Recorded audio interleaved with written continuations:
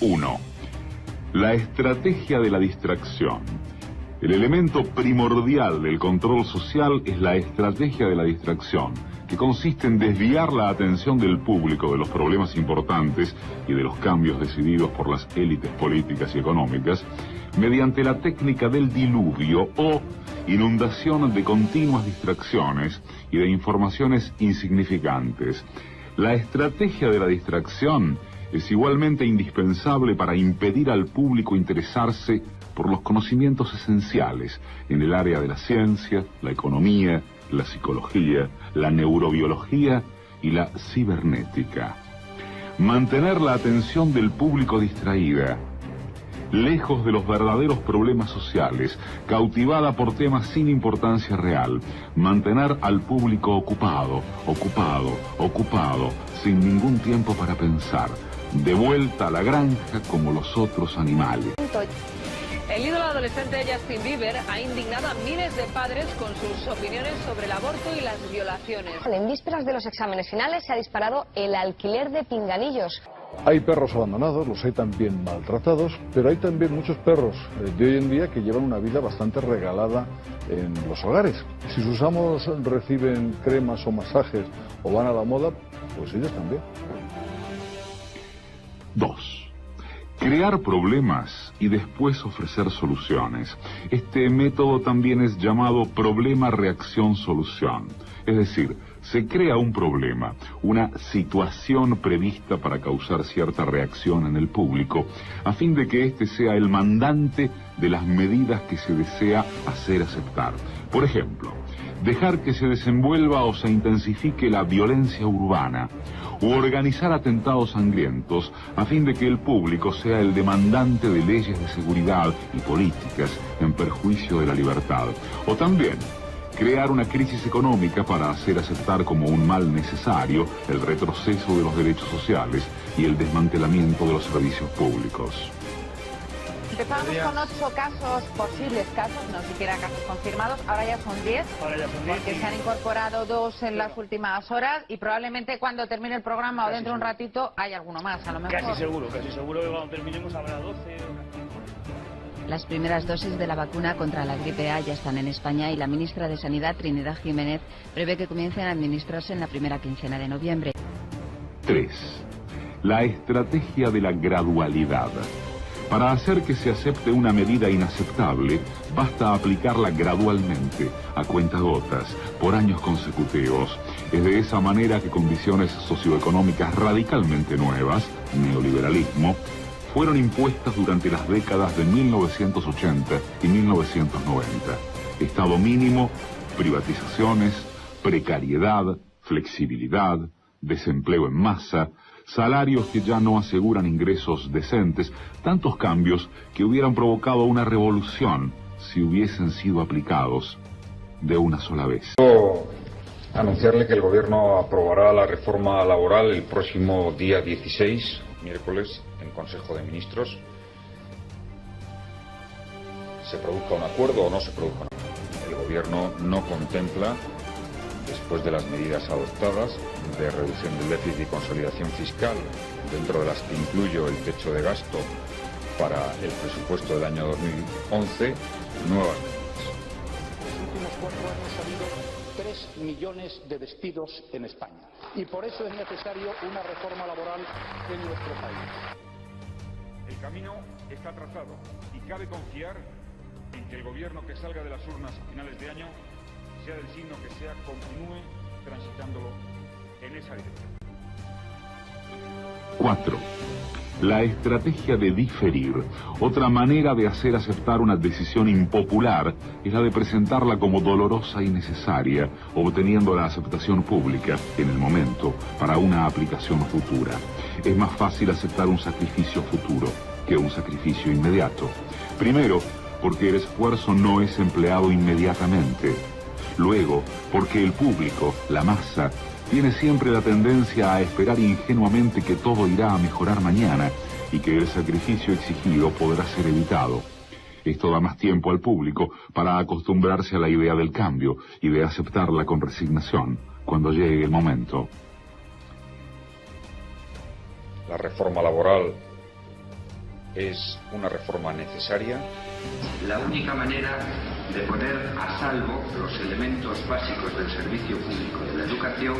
Y por eso es necesario una reforma laboral en nuestro país. Bien, la reforma laboral pues era necesaria y ha sido un paso en la buena dirección. 5. Dirigirse al público como criaturas de poca edad. La mayoría de la publicidad dirigida al gran público utiliza discurso, argumentos, personajes y entonación particularmente infantiles, muchas veces próximos a la debilidad, como si el espectador fuese una criatura de poca edad o un deficiente mental. Cuanto más se intente buscar engañar al espectador, más se tiende a adoptar un tono infantilizante. ¿Por qué? Si uno se dirige a una persona como si ella tuviese la edad de 12 años o menos, entonces, en razón de la sugestionabilidad, ella, la persona, tenderá con cierta probabilidad a una respuesta o reacción también desprovista de un sentido crítico, como la de una persona de 12 años o menos de edad. Yo lo pruebo y me reaccioné. ¡Wow! Y la reacción de la gente es... ¡Wow! Sentirse hinchada es normal, ¿no? No, sentirse así no es normal. Lo normal es sentirse bien. 6. Utilizar el aspecto emocional mucho más que la reflexión.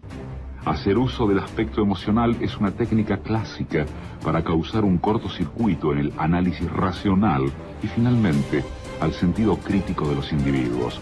Por otra parte, la utilización del registro emocional permite abrir la puerta de acceso al inconsciente para implantar o injertar ideas, deseos, miedos y temores, compulsiones o inducir comportamientos. Carmen, ¿tú tienes hijos? Sí, además tengo una nena de tu edad. Pues qué bien, así cuando seamos mayores ella podrá ser la cuidadora de mis hijos.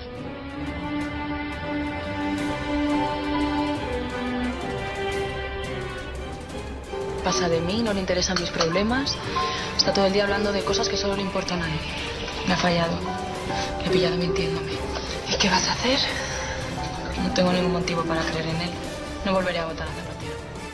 7. Mantener al público en la ignorancia y la mediocridad. Hacer que el público sea incapaz de comprender las tecnologías y los métodos utilizados para su control y su esclavitud. La calidad de la educación dada a las clases sociales inferiores debe ser la más pobre y mediocre posible, de forma que la distancia de la ignorancia que planea entre las clases inferiores y las clases sociales superiores sea y permanezca imposible de alcanzar para las clases inferiores. La educación, otro de los pilares del estado de bienestar, tampoco escapa a los recortes presupuestarios. Ello se traduce en un aumento del número de alumnos por clase de un 20% y un incremento de las tasas universitarias de un 50%. Porque la definición exacta del neolítico no me la sé. ¿Y aproximada? Bueno, cállate, mira. La mama, edad media. Sí. La edad media es hasta que los seres humanos hacen la escritura. ¿O no? ¿Ahora qué? Total, le voy a seguir explicando. En la Edad Media hay como tres partes. Que hay antes paleolítico, neolítico... ¿En la Edad Media? O en la Edad Moderna.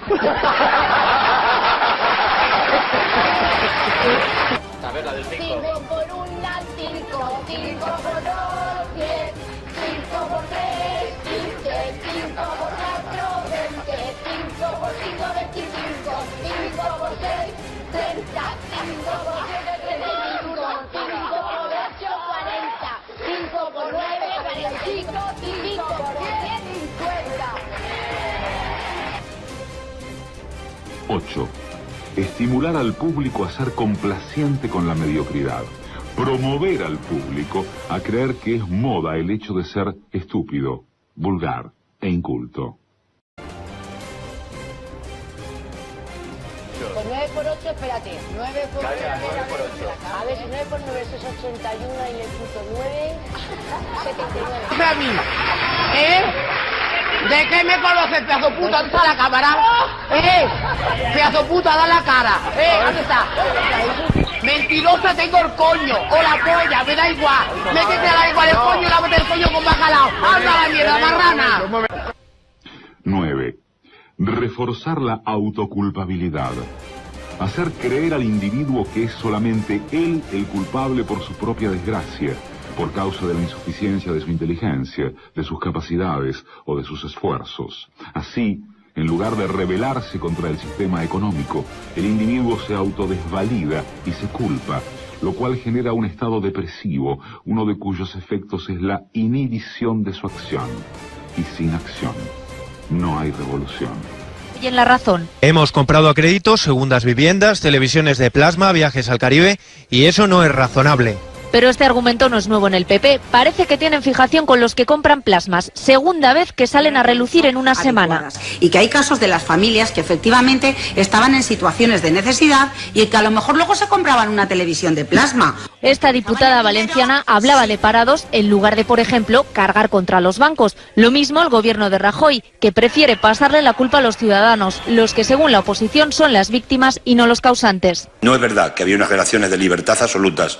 Y no es verdad que la responsable es la gente de ir a meterse en aquellos créditos. Le metieron los créditos por los ojos. Y los bancos se desentienden del asunto. Parece que la crisis no va con ellos. La crisis económica no está provocada por el sistema bancario. Y 10. Conocer a los individuos mejor de lo que ellos mismos se conocen. En el transcurso de los últimos 50 años, los avances acelerados de la ciencia han generado una creciente brecha entre los conocimientos del público y aquellos conocimientos poseídos y utilizados por las élites dominantes. Gracias a la biología, la neurobiología y la psicología aplicada, el sistema ha disfrutado de un conocimiento avanzado del ser humano, tanto de forma física como psicológicamente. El sistema ha conseguido conocer mejor al individuo común de lo que él se conoce a sí mismo. Esto significa que, en la mayoría de los casos, el sistema ejerce un control mayor y un gran poder sobre los individuos, mayor que el de los individuos sobre sí mismos.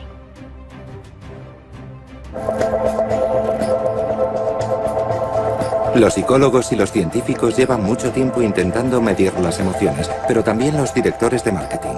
Y la comprensión de aquello que nos mueve interiormente, lo que motiva nuestras elecciones, es lo que las compañías de neuromarketing nos están ofreciendo cada vez más. En este experimento vemos que la temperatura de la piel desciende gradualmente desde la marca 80 en el gráfico hasta cerca del 65. Observamos las ondas cerebrales y tenemos 64 sensores. Cada uno de los sensores monitoriza el cerebro 2000 veces por segundo. De modo que en un segundo obtenemos 128.000 puntos de referencia. Imagínese lo que obtenemos en 30 segundos, lo que obtenemos en un minuto. Miles de millones de puntos de referencia, ¿verdad? Con esto medimos 3 parámetros, solo 3 parámetros, con enorme precisión. Medimos sus ondas cerebrales en respuesta a un anuncio de 60 segundos. De ahí hemos tomado 3 componentes, que son atención, emoción y memoria. Y a partir de ahí podemos deducir una puntuación total de efectividad, que adjudicamos al anuncio que acabamos de ver. Como puede ver en el gráfico detrás de mí, cada uno tiene su propia puntuación individual, pero si combinamos los 3 obtenemos una puntuación de efectividad. La puntuación total es muy buena. Entre los 3 componentes tenemos atención, que es muy alta. La atención es el más fácil de capturar, por eso es siempre alta. Pero el perfil emocional sube y baja constantemente, y eso es lo que nos interesa. Si una persona muestra una emoción muy alta, puede producirse agotamiento, se cansa del anuncio enseguida. Por tanto, que suba y baje es muy bueno. La memoria es el componente más difícil de capturar. Si lo consigue, se trata de un buen anuncio, porque la memoria se mantiene muy alta desde el principio.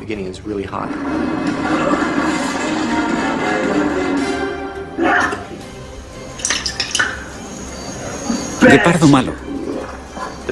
Si conseguimos que la memoria suba, como vemos en el gráfico, que al final sube claramente, eso significa que mostrar la marca o el mensaje al final del anuncio es muy positivo. Y sabes que el consumidor se marchará recordando la marca o el anuncio.